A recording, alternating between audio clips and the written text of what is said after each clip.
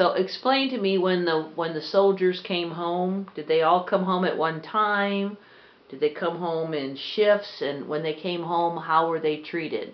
They were all treated pretty nice. When they were in the service, the guys were always treated, and if they were in a bar or in a place where they could get food or eat, they was always offered food, you know, to have. Somebody would offer to buy them something, and they were treated very, very nice.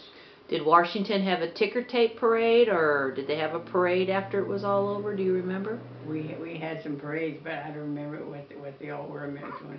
Joyce, Annie, I don't remember.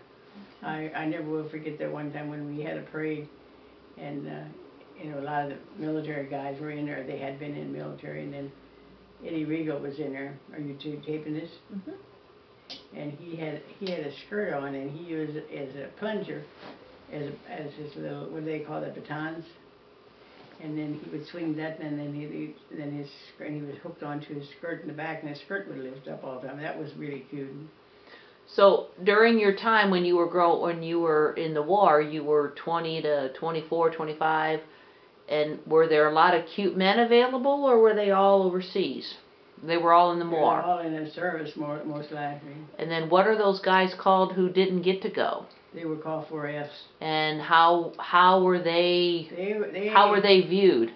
Well, they were kind of looked down on, and by the guys too. They kind of looked down, and they were all happy when the guys were all gone, because they could get a hold of the girls.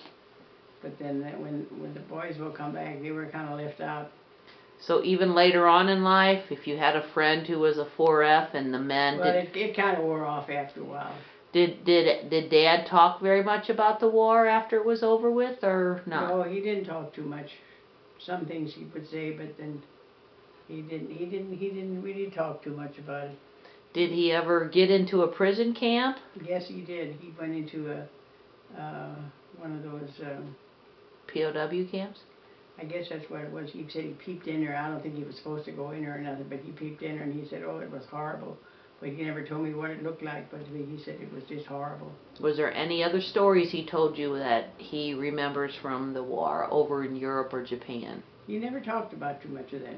Did he talk about the women in Paris? Did he talk about the girls over there? Or he never said that because you were his girlfriend? Well, he didn't complain about the girls too much, because I don't think... Sometimes he said some of them little boys, they were drumming up business for the girls. What did they say to the soldiers? Zig-zig, my sister.